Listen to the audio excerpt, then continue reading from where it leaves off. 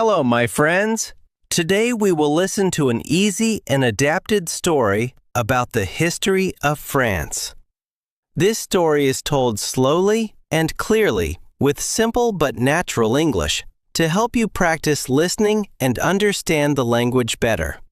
You don't need to hurry. You don't need to understand every word. Just relax, listen carefully, and follow the story step by step. Let's begin our journey into the past. The first people of France. Long before France became a country, long before kings, castles, and cities, this land was already home to people. Thousands of years ago, early humans lived on the land we now call France. They hunted animals, fished in rivers, and gathered plants and fruits. Over time, different tribes appeared. One of the most important groups were the Celts, also known as the Gauls. The Gauls lived in tribes. Each tribe had its own leaders, customs, and traditions. They lived close to nature and believed in many gods and spirits. Forests, rivers, and animals were very important to them. The Gauls built small villages and wooden houses. They used tools made of stone and metal. They were skilled farmers and warriors. Life was not easy.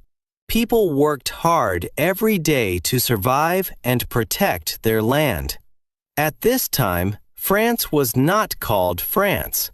It was a land of tribes, fields, forests, and strong communities. But this land was rich and valuable, and soon a powerful empire from the south would arrive, and everything would begin to change. Roman Gaul. In the 1st century BC, a powerful empire began to look toward Gaul. This empire was Rome. The Romans were strong, organized, and very experienced in war. They wanted land, resources, and new territories. In 58 BC, a Roman general named Julius Caesar led his army into Gaul. The Gauls fought bravely. They tried to defend their land and freedom. One of their leaders was Vercingetorix, a young and courageous warrior. But the Roman army was too powerful. After many battles, Gaul was defeated and became part of the Roman Empire. The Romans stayed in Gaul for hundreds of years. During this time, they changed the land in many ways. They built roads that connected cities and towns. They built bridges, theaters, and baths. New cities began to grow. The Romans also brought their language, Latin. Over time, Latin mixed with local languages. This mix would later become the French language. Roman laws and customs became part of daily life. Trade grew, and life became more organized. But not everyone was happy. Many Gauls lost their independence. They had to follow Roman rules and pay Roman taxes. Over time, the Roman Empire grew weaker. In the 400s AD, Roman soldiers slowly left Gaul to protect Rome itself. Roman power faded, but its influence remained. The roads, cities, and ideas stayed behind. Gaul was changing again, and a new people were about to shape its future. The fall of Rome and the Franks. After the Roman army left Gaul, the land was no longer protected by Rome. The Roman Empire was falling apart. It had many problems inside and outside its borders. Without Roman control, Gaul became vulnerable. New groups began to move into the land. One of the most important groups were the Franks. The Franks were a Germanic people who lived north of Gaul. They were strong fighters and slowly took control of the region. At first, life was unstable and dangerous. There were many small wars between different groups, but one Frankish leader would soon change everything. His name was Clovis. Clovis became king of the Franks in the late 400s. He was a powerful warrior, but he was also a smart leader. Clovis made an important decision. He converted to Christianity. This decision helped him gain support from the local people and the church. Slowly, Clovis united many tribes under his rule. For the first time, a strong kingdom began to form on the land of modern France. After Clovis, the Franks continued to rule. Roman traditions mixed with Frankish customs. This mix of cultures created the foundation for a new country. Gaul was no longer Roman. It was becoming France. But this young kingdom was still growing, and its future would soon be shaped by a great and powerful ruler. Charlemagne and a new empire. In the late 700s, a powerful ruler rose among the Franks. His name was Charlemagne. Charlemagne was not only a warrior, he was also a leader who wanted order, education, and unity. Under his rule, the Frankish kingdom grew very large. It covered much of Western Europe. Charlemagne believed that a strong empire needed strong laws and learning. He created clear rules to control his lands. He sent officials to travel through the kingdom and make sure the laws were followed. Education was very important to him. Charlemagne invited scholars from different parts of Europe. He wanted people to learn how to read and write. Monasteries and schools became places of learning. Books were copied by hand. Knowledge was preserved. In the year 800, Charlemagne was crowned emperor by the Pope in Rome. This moment was very important. It connected power, religion, and empire. Charlemagne's empire brought stability to much of Europe. Trade improved, culture and learning grew. But the empire did not last forever. After Charlemagne died, his empire was divided among his grandsons. Slowly, the land broke into smaller kingdoms. Still, Charlemagne's ideas remained. He showed that Europe could be united under strong leadership, law, and shared culture. His empire left a deep mark on the history of France and all of Europe. And the story of France was far from over. Kings, feudalism, and the Middle Ages. After the time of Charlemagne, France entered a long period called the Middle Ages. During this time, the country was ruled by kings, but their power was limited. France was divided into many regions. Local lords controlled the land and ruled over their people.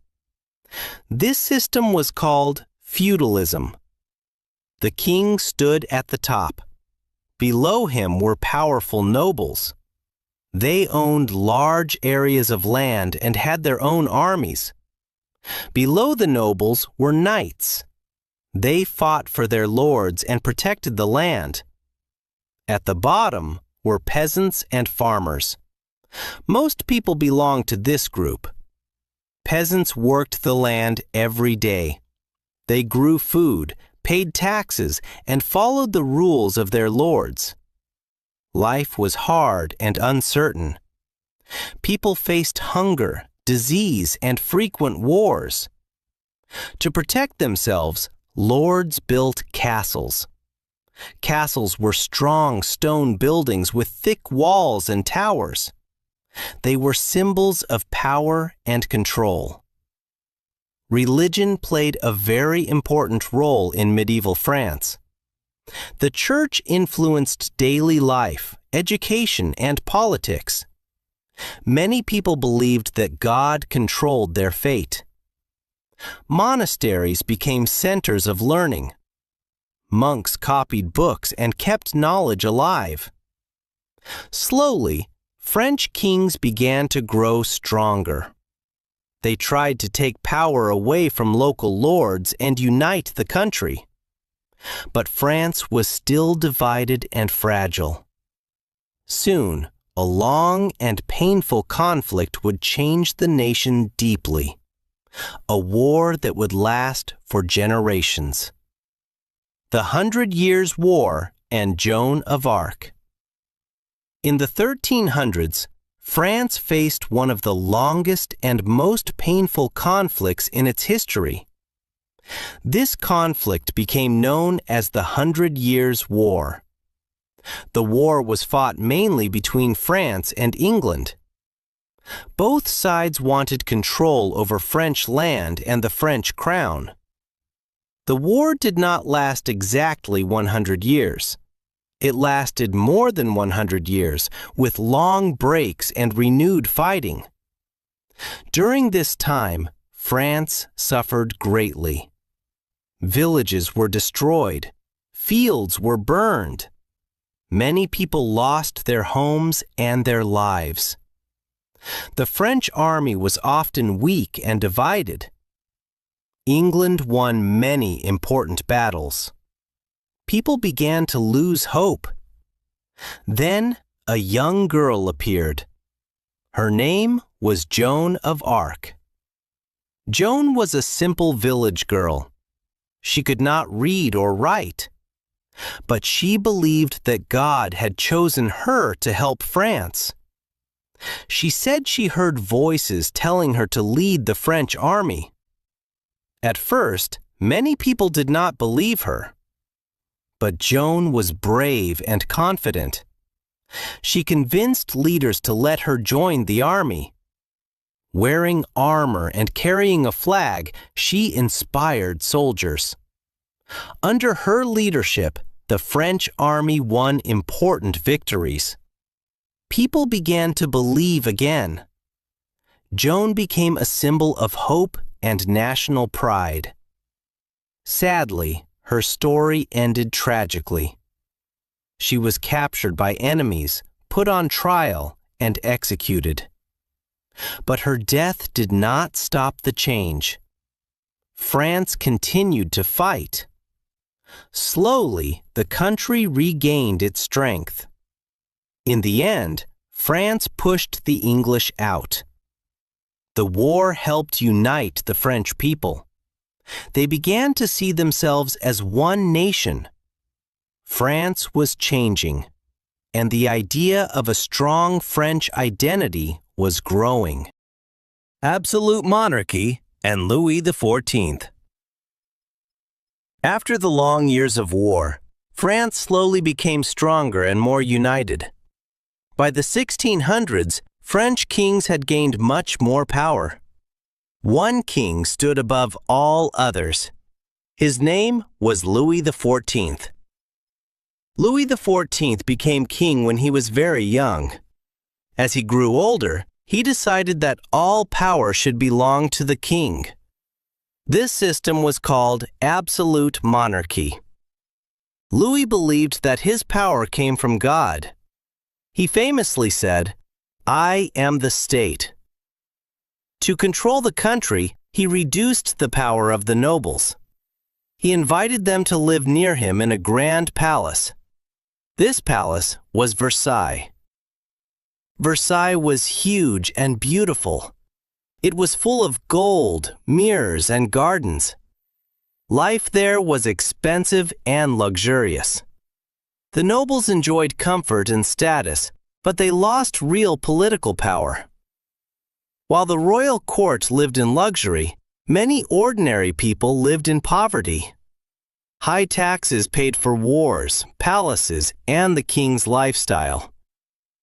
Louis XIV also fought many wars. France became one of the strongest powers in Europe, but these wars cost a lot of money. By the end of his reign, France was powerful but deeply in debt. The country looked strong on the outside, but problems were growing inside. People were becoming tired of heavy taxes and inequality.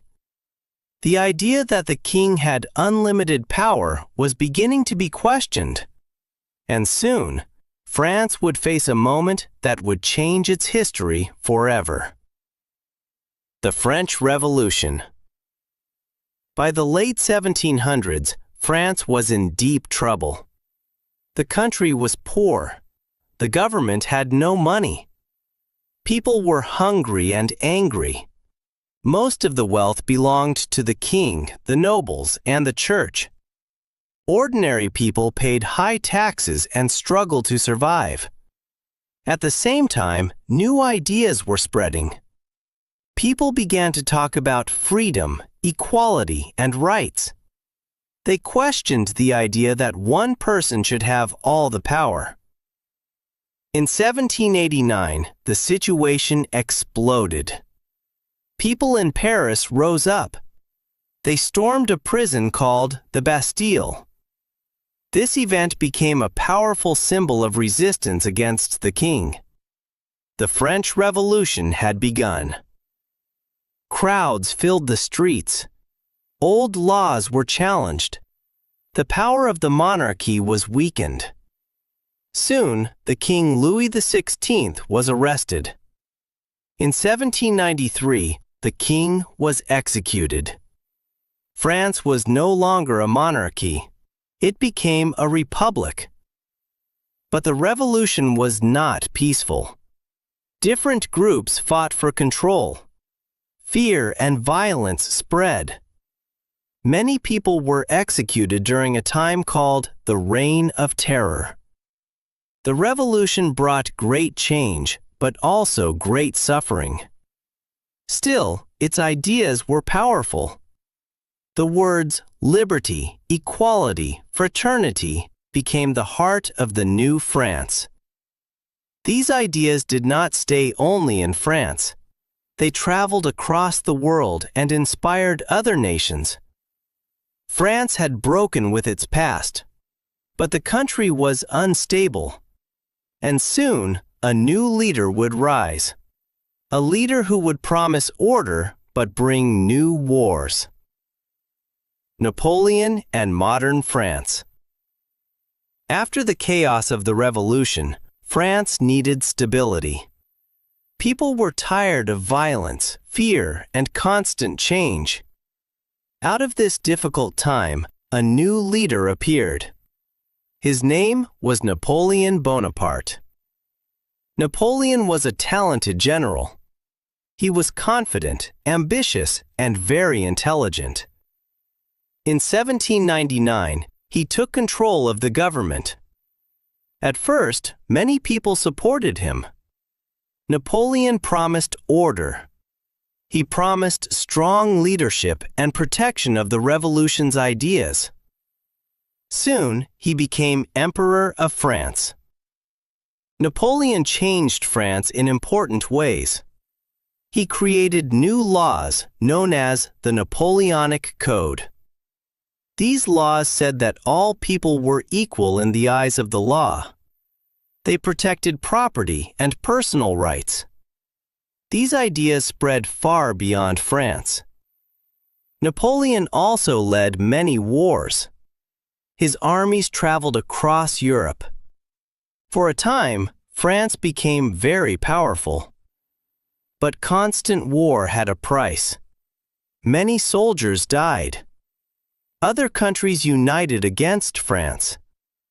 In 1815, Napoleon was finally defeated and removed from power.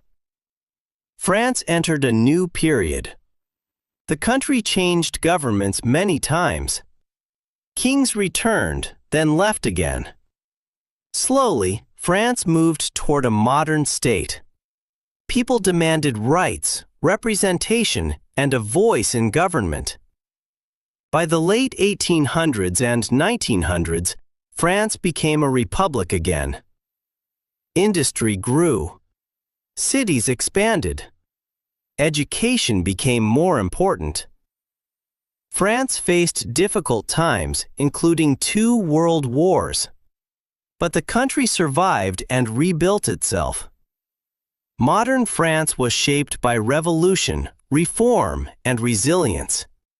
And its influence on the world was still strong. The legacy of France. France's history did not end with kings, revolutions, or empires. Its influence continued to grow in ideas, culture, and values. One of France's greatest legacies is its belief in human rights. The ideas of the French Revolution, liberty, equality, and fraternity, changed the way people think about government and society. These ideas inspired movements in Europe and around the world. France also became a center of culture and creativity. French art, literature, fashion, and philosophy influenced many countries. Writers, thinkers, and artists asked deep questions about life, freedom, and justice. The French language spread widely. It became a language of diplomacy, culture, and education. Even today, France plays an important role in global politics, culture, and ideas. But France's history is not perfect. It includes war, violence, colonialism, and inequality. Understanding France means seeing both its achievements and its mistakes. History is not about celebrating or blaming the past. It is about learning and understanding how societies change. France's story is a story of struggle, of bold ideas, and of constant transformation. And that story continues today. And now, our journey through the history of France comes to an end. We began with the first people on this land. We followed tribes, kings, revolutionaries, and ordinary citizens. We saw power rise and fall. We saw suffering and hope. We saw ideas strong enough to change the world. France's history reminds us that change is never simple. Freedom is not given easily. It is demanded, protected, and redefined over time. Thank you for listening and learning with me.